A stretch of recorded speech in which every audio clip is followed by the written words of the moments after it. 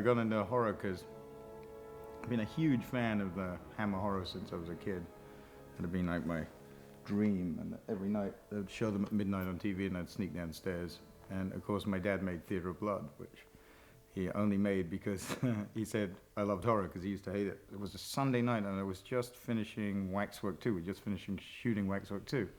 And there was an insurance guy called Buckley Norris who insures all the independent movies in LA, and he wants to be an actor, and so I'd given him a little role in Waxwork 2, playing the judge. And he called me at 3 o'clock in the morning, and he just had dinner with Larry Cuppin and said, "Do you want to do Hellraiser 3? And I was like, "You're kidding, right?" And he said, "No, do you want to do it?" And I said, "Yes, I do want to do Hellraiser 3, please." And that was basically it. Actually, no, that wasn't quite that simple. I had to wine and dine Larry Cuppin a couple of times, which was no mean feat.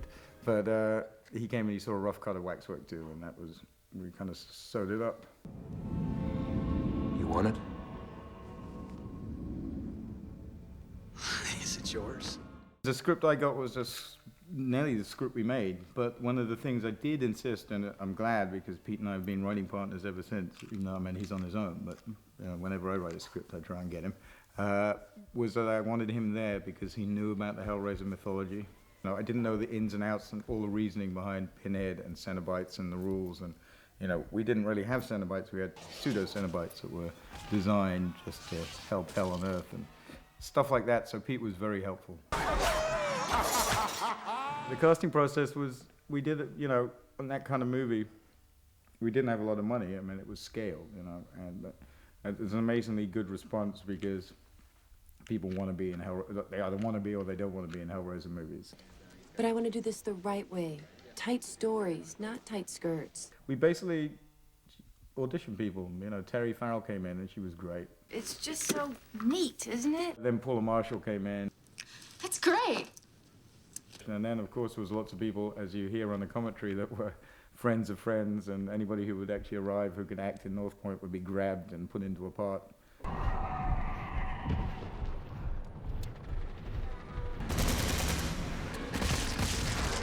Hellraiser 3 was really about characters and their development, and how that story and how Pinhead affects their travel through their life. And so it was important to get people who could act, and Terry and her used to be a little competitive, which is great. It was actually great to work with two women because you could really kind of make them up the ante on scenes.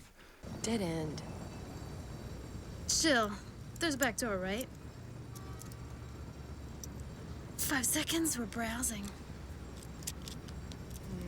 It was actor-driven. It really isn't enough. I mean, it's effects-driven when you see it and a lot of that was done later, but really the movie in itself it's quite, for a teenage horror movie, has a lot of dialogue. I mean, it's really, and I saw it as an actor's piece rather than an effects piece. And I think, like the first Hellraiser was an actor's piece. The second one was, big special effects, which I loved. But, I think this one was really driven by Doug and Terry and Paula. If they didn't work, that movie was going to be a disaster. Come today. No, I can't. Bring that to me, boy. I mean, it was difficult to act when you're in a box, and he mentioned earlier it was me probably trying to tell him not to be a talking head, which is exactly what he was. Wait! And it was the only bit of the pillar that's moving is his head, so I didn't want to look like a hand puppet, which, he doesn't at all. But much credit to Doug and Pete because, that Shakespearean dialogue kind of makes you forget that it's a head. Complete the pattern. Solve the puzzle. Turn the key. Where is it? It's lying bleeding at your feet.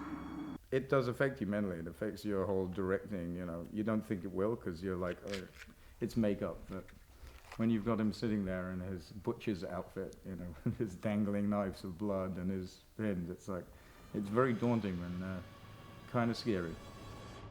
Oh, it was shot in High Point, North Carolina, and Greenpoint, which is a tiny little town, which is the furniture capital of America, which is where the Boiler Room nightclub was, in a furniture factory.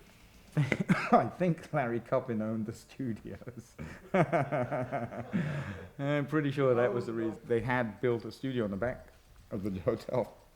one big stage, but it was a big stage and it worked. So, and we used to, it was one of those films where, you know, we had 4 sets on the stage. You'd have the N1 and the apartment, and you could actually walk from one set to the other, which is always a mistake, because if you're trying to get second unit to follow you around doing pickups, you know, it turns into chaos, because you're hearing them next door filming their scene. You're like, oh. So, but it was fun. I have to say that the one thing filmically that was kind of surreal was that the end when I after the rap party, and we knew we shouldn't be filming the day after a rap party, because you should never really do that. And what had happened was I thought I'd overslept, panicked, but not realizing that they'd actually moved the call till midday on that day. But of course, I didn't know that, so I woke up at like 8 o'clock, and it was an hour-away drive, and I was like, fuck, and I couldn't get anybody else on the phone, because obviously they were still asleep. But I thought they were all on the set, and they were out of, you know, and then, this was really before mobile phones were everywhere. In those days, they were like this big. And so I panicked, and I jumped into my car, and I drove to Charleston where we were shooting, and I thought, you know, I'm going to see a film crew.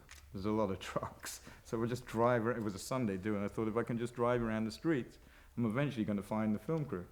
So I'm driving around, can't find any film crew. And so I'm like, at that point, I'm like, I'm going to be fired on the last day. It's all over, my career's ended. That's when I found that great statue with the box surrounded, you know, with the world around the box. And then I was like, oh, wow, that's really cool. And then I moved the whole location to that place. Oh, the Ediflex, that was the future of editing, which was like, I could never quite understand that. And it was another company that Larry owned. And he was like, this is the future. You don't edit on film anymore, you edit on video, which, you know, sounds great. Except when you get there, you're in an editing bay with literally a bank of VHS players on your right. And on a bank, like hundreds of 20 of them, right? You have 20 tapes of the same dailies rolls.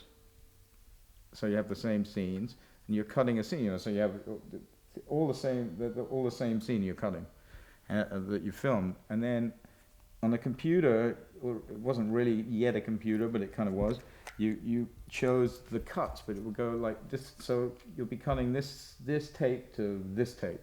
You know, that was take 1, this is take 2. And you like literally, you'd work out where the cut would go, and then you could only play 4 cuts at a time. And they were non-linear, so you'd actually play them back and hear the machine clunk like this turn, and then suddenly it would stop, clunk to this cut, and then there would be a pause, and it clunk to this cut. I mean, how we ever edited that movie on that system, I'll never know. Can you turn that fucking thing off? I mean, to do action or to do 3-frame cuts was impossible, because it couldn't play them back in time, so you could never see a short cut. You'd have to kind of wait. In the end, we actually went back to film, and we were like, you know, we can't do this. You'll like her better this way.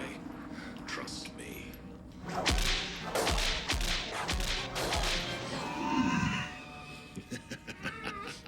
Was just before CGI was becoming, even though by the time Miramax bought it, a year later, they were now doing the morphing. You know, Michael Jackson just did that great morphing video, so Bob was, let's have morphing.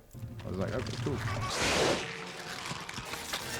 So we did some effects, but really when we shot the movie, like that opening glass mat is a painting hanging right in front of the camera like this.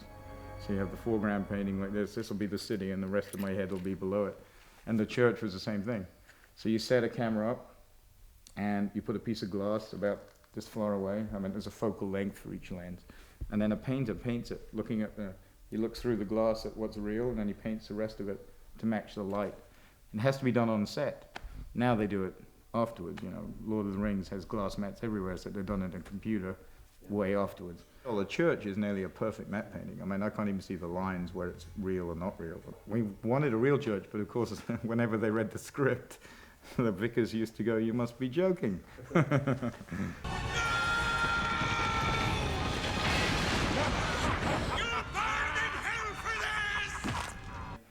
It's very funny, we had a screening at, for Bob Weinstein, who, you know, wanted to pick up a horror franchise and start Dimension Films. And we had a small screening, and it was still very rough on video. And we had a screening. I brought my best friend Piers, who's a director, and he's actually in the movie. And I said, you know, just stand there, laugh at the right places, clap, cheer, and whatever you do, please don't fall asleep. And he's sitting, literally, Bob Weinstein's sitting here, and he's sitting here, and I'm sitting there. And half an hour into the film, I hear this loud snoring. And I look at him, and he's not only fallen asleep, he's fallen asleep backwards. So he's staring at Bob Weinstein, fast asleep. It was a nightmare. Anyway, Bob loved the movie, and then I've got to say, you know, for what everybody says, Bob's a tough guy, he's a tough guy. He turned to me and he said, you know, if I give you a week more shooting, what would you like to do? And I said, well, the nightclub scene that we couldn't afford, redo the end, and basically that's what we did.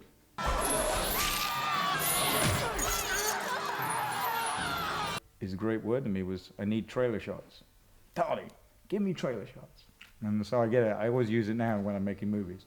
Like, where's our trailer shot? You know, and he was right, because his whole trailer was everything we kind of reshot on with the big effects and the explosions on the reshoots.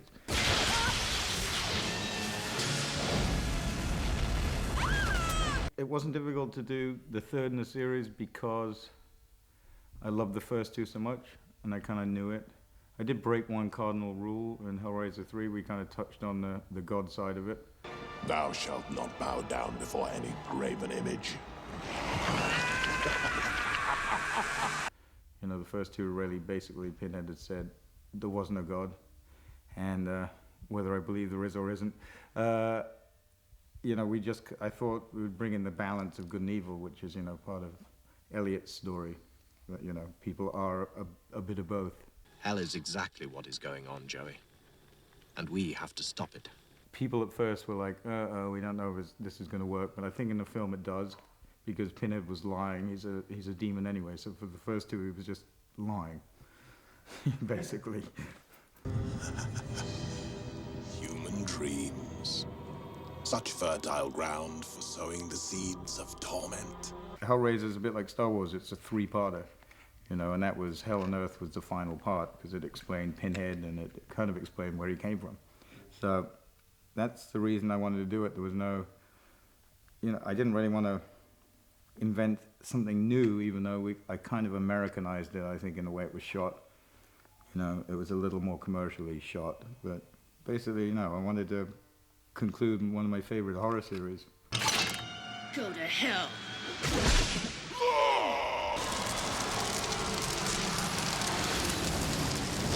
Yeah, until it did well at the box office, and then we kind of thought they'd probably make another 12, which I think they have now. Play with this Pinhead! Now it's been a long gap since Hellraiser 3, you know, they turn around and say, come do another one, but we'll let you take it back. Wouldn't it be fun, Doug? Sure would. To, you know, the original feel of the, you know, I'd love to do that. What's your pleasure, sir?